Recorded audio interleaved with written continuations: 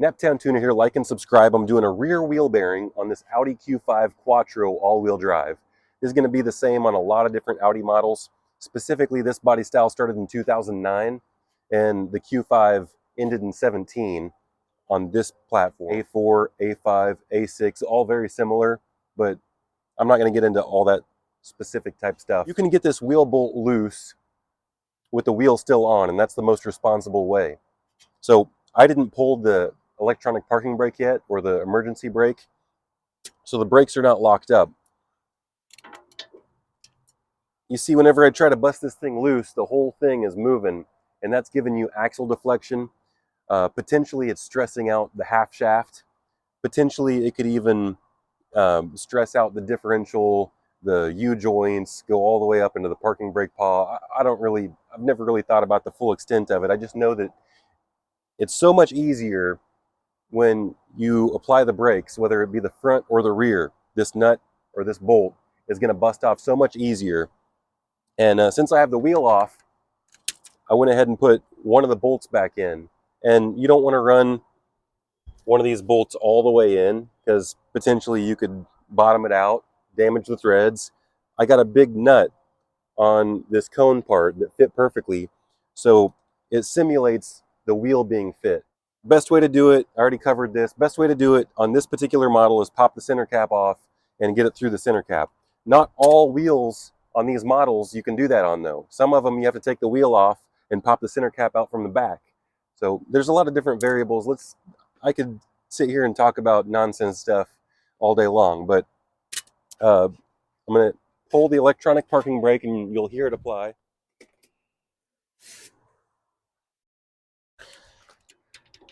I can go ahead and get this axle bolt loose, and this is a very tight bolt. I've never been able to get it with an air or electric impact.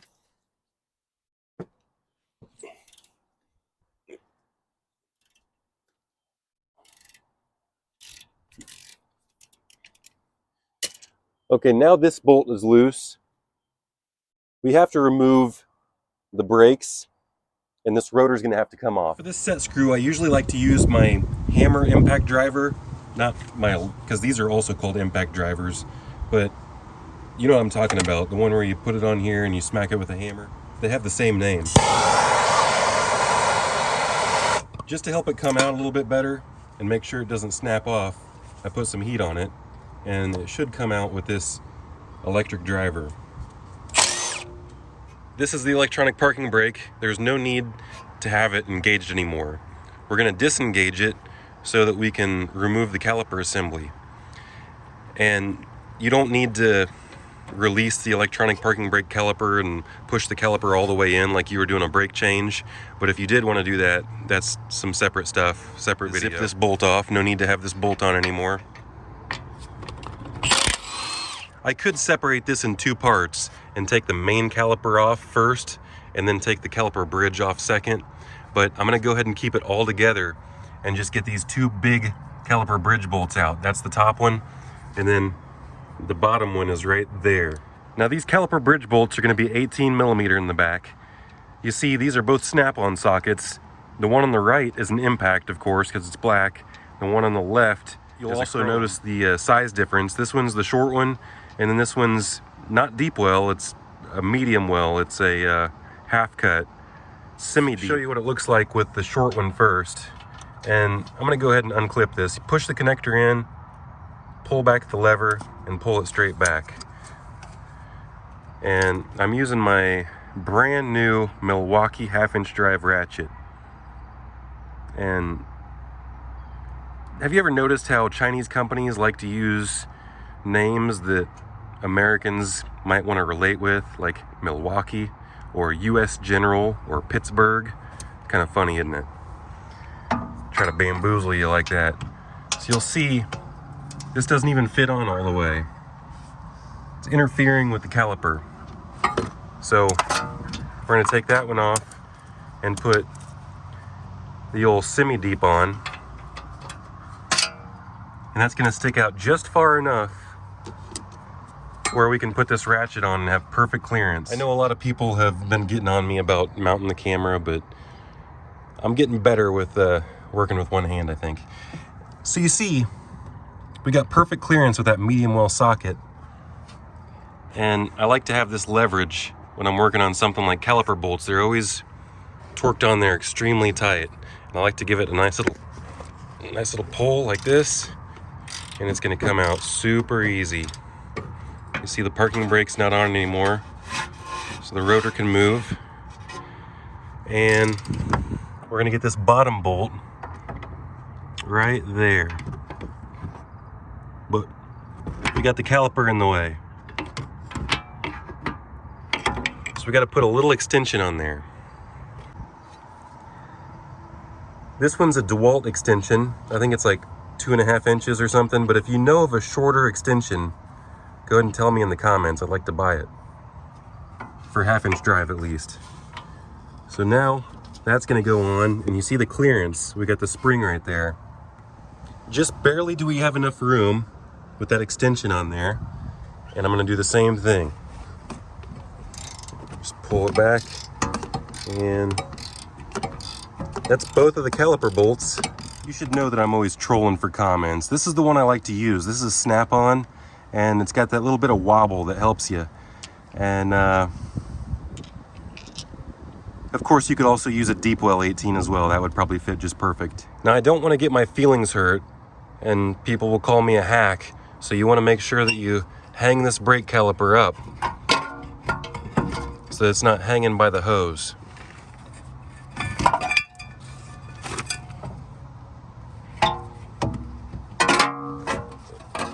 So I'm just gonna set it there like that. This is my own vehicle. I can do whatever I want. You see the wheel bearing now. A lot of times on this specific vehicle, you're gonna buy a bearing, it's not gonna come with this hub. You have to buy a very specific bearing if it's loaded up with this hub already. You're gonna be reusing this in a lot of cases. So if you don't wanna press this back into the new bearing, pay attention to what bearing you buy and make sure it has this hub, this bolt, this flange, whatever you prefer to call it. This is the part that gets a little bit squirrely. The top 2 bolts you can get to, the bottom 2 bolts you can't. Because you see this bolt coming through here? That's a nut, but the end of it's a bolt. It goes all the way through, and then below it, there's this big, thick spacer.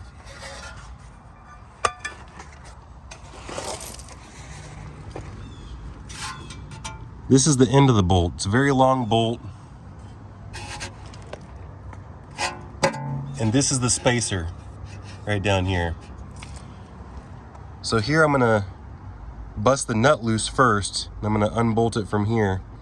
And that's gonna make things a little bit squirrely. Last time I did this by just putting a tool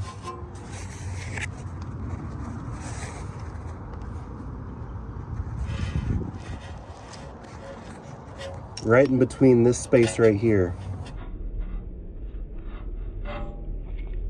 Very, very tight clearance.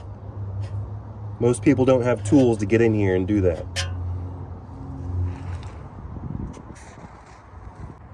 So here's the deal. In the bottom, you don't need to mess with any of that stuff. You don't need to take that spacer out. You don't need to mess with the spring. You don't need to mess with any of the suspension arms.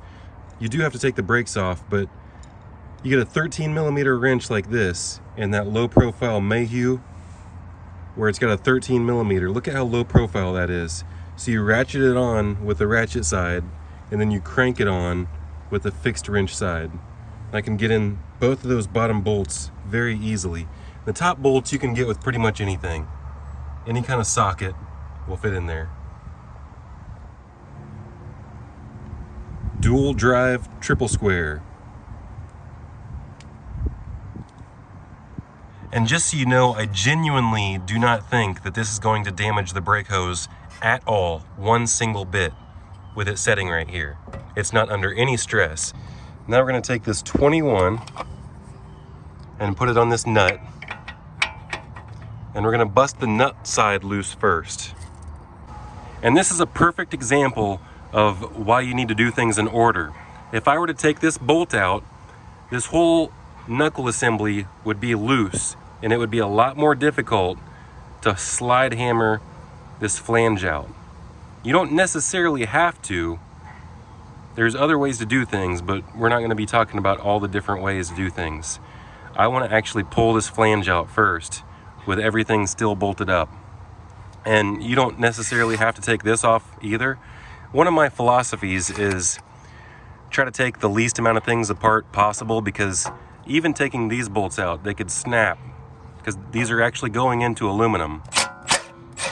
But I've got all kinds of little techniques. Like, I'm not just holding it, I just barely give it a trigger pull. Just make sure it's fully seated. Just snap the trigger. And I'm just getting this shield out of the way mainly for visual purposes. One more down here.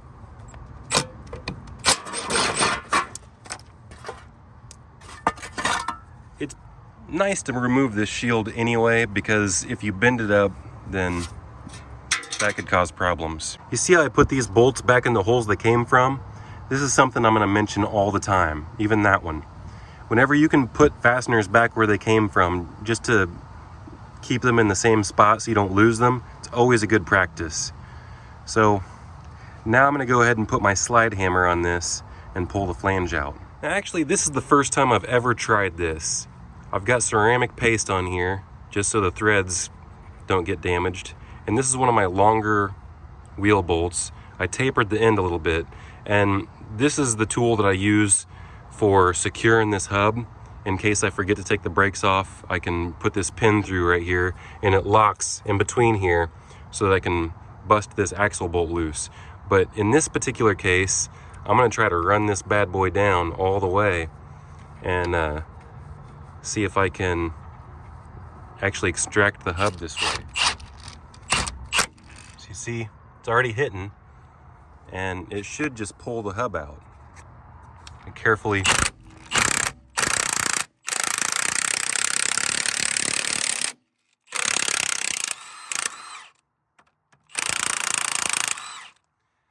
now, I could have boogered up these threads right here because it was jammed against that bolt. I don't necessarily know if that was the best idea. But if this bolt was longer, if this wheel bolt was longer, it would have pushed it all the way out. I actually have a pry bar handy, but even with my flathead screwdriver, I should be able to just pop this thing right out.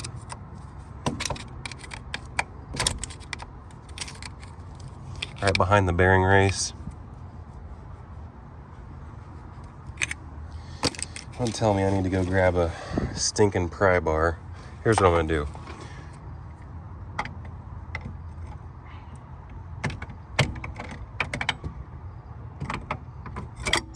There we are. See, all it needed was just a tiny bit of persuasion. Very tight nut. Once you get it sufficiently loose, then you can come all the way over to this other side. Looking at a 16mm triple square. I'm just gonna hold this side, and I'm gonna put my impact on this side over here.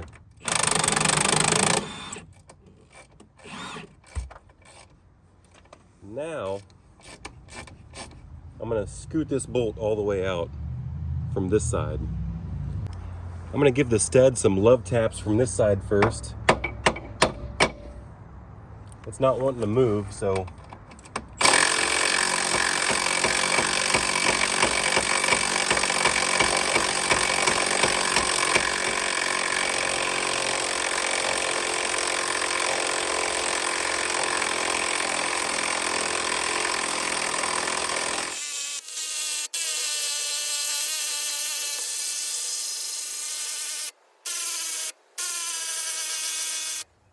now would you look at how long this bolt is? You might think that you're completely destroying the threads in the middle, but that's just how the bolt is designed. All the threads are perfectly fine. Now we got to take out this spacer, and you see how I already moved it a little bit. You got to get something underneath there and pop that spacer out.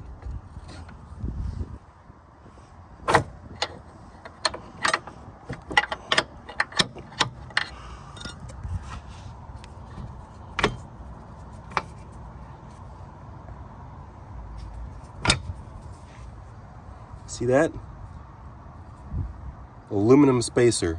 Now there's all kinds of room to get back here and do stuff. But I'm gonna try something different even yet.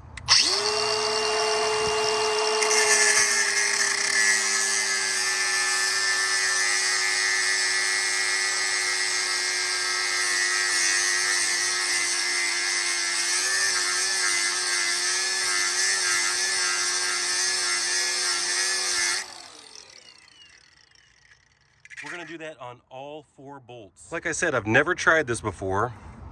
I've got all 4 bolts slotted. The worst case scenario is nothing bad happens. It just makes it easier for these bolts to come out. So now, you don't want to get heat around bushings or rubber suspension components. You don't want to overheat this wheel speed sensor. If you're worried about it, take it out. But I'm gonna try this one first. I'm gonna get this ear really hot. Primarily the metal and the wheel bearing housing. Get my flat blade screwdriver bit on my impact, and I don't want to reverse. I want to tighten because I'm going in the opposite direction. So I'm gonna put this in here like such, and we're gonna see if it will even do anything. Maybe not. Probably not. Okay, so it's wanting to skip out. Look, I'm always playing around. Even if you were able to unscrew these things from the front side, you would still have to get a tool in there to bolt them back in from the back side. So cutting the slits might help you unscrew them. It might relieve some of the tension. It might be able to allow you to get some penetrating oil in there. But ultimately, cutting these ears off is not going to help you do anything. I was just practicing with this one just to kind of see if I could pop it off anyway. But I'm not going to go cutting into this aluminum. And sometimes I just do stuff just to play around. I bought these 3-inch M12s, I believe, specifically for this wheel bearing job. Feel around. There it is. And then I'm gonna put a wrench on the back side of it. See, I got my long 10mm ratchet wrench on there. And these things should come out very easy once you put the slots in there. No struggle whatsoever. So the slots are good for something. You just can't solely remove them from the front side. I'm gonna go over to this next one and feel it with my finger. Slide the tool in, make sure it's fully seated. I'm gonna follow it up with my ratchet wrench right in there. And watch this one. There's no more heat on it. I didn't put any penetrating oil on there. Let's see how easy it comes out with this 10mm. Okay. I guess I bent the wrench. I'm done playing around. I'm grabbing my penetrating spray. We're gonna douse these cut bolts. Sure, I could put more heat on this. That's what I did last time, and they come out perfectly fine. I went ahead and cut this bit down the perfect size, and now I got it on a regular ratchet, so I'm done messing around. It's gonna come out no problem now.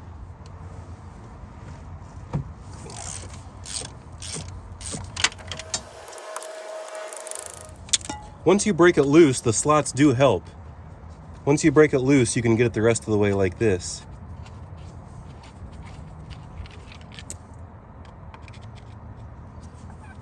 See, I'm not as dumb as you think I am, huh?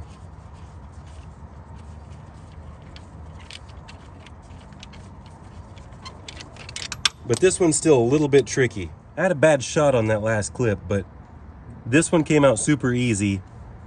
You can put whatever you want in there. But this one right here, you have to have a stubby bit. So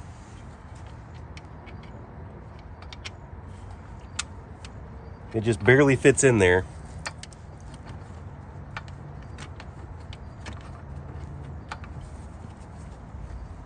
You could take this arm loose, but the more stuff you take loose, the spring is hanging here. It's gonna fight you putting stuff back together. This is a 12. I use my Mayhew 12 instead of this Harbor Freight.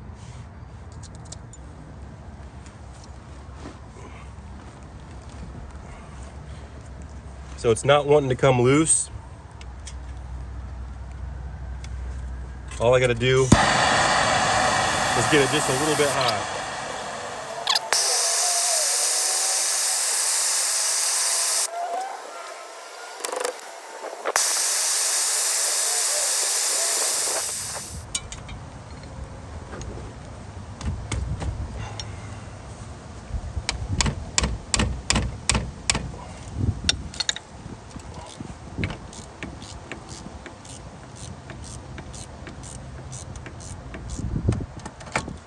And like I said, since the slot's in there, you can simply just unscrew it.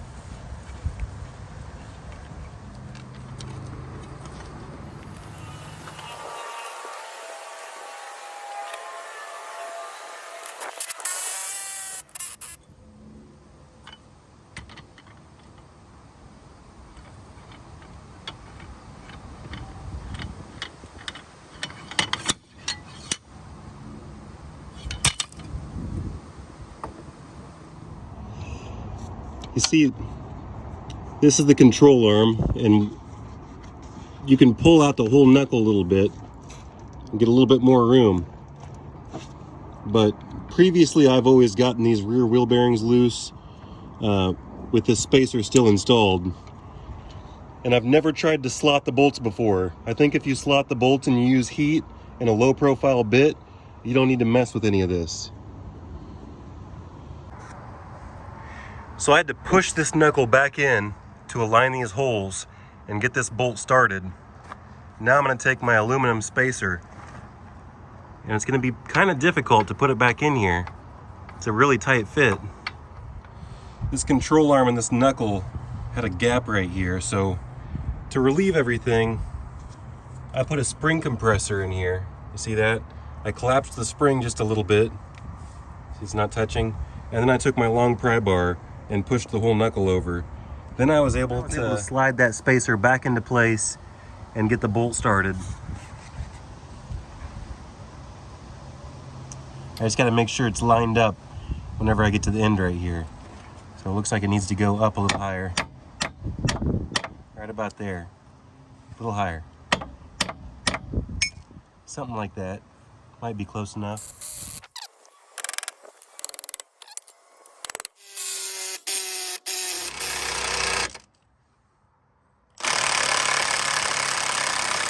Battery's dying. It's a little small battery.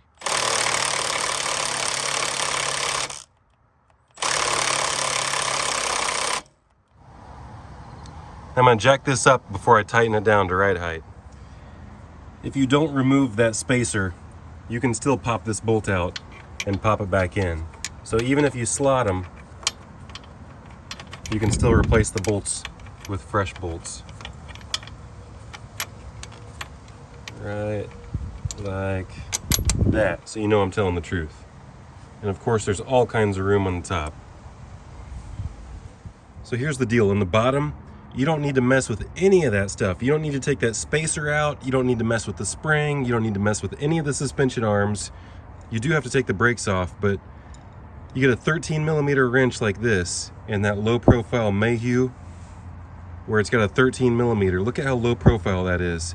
So you ratchet it on with the ratchet side, and then you crank it on with the fixed wrench side. I can get in both of those bottom bolts very easily. The top bolts you can get with pretty much anything. Any kind of socket will fit in there. This is a ticket right here. I did end up trimming this one down. I bought a 5-pack of these so I can trim them exactly how far I need them. And then it's a 13 custom sockets right here. And that's also a dual drive. In case I needed even lower profile, I could put a wrench on the back of it. So these fit in the top with all kinds of room right there. Both sides.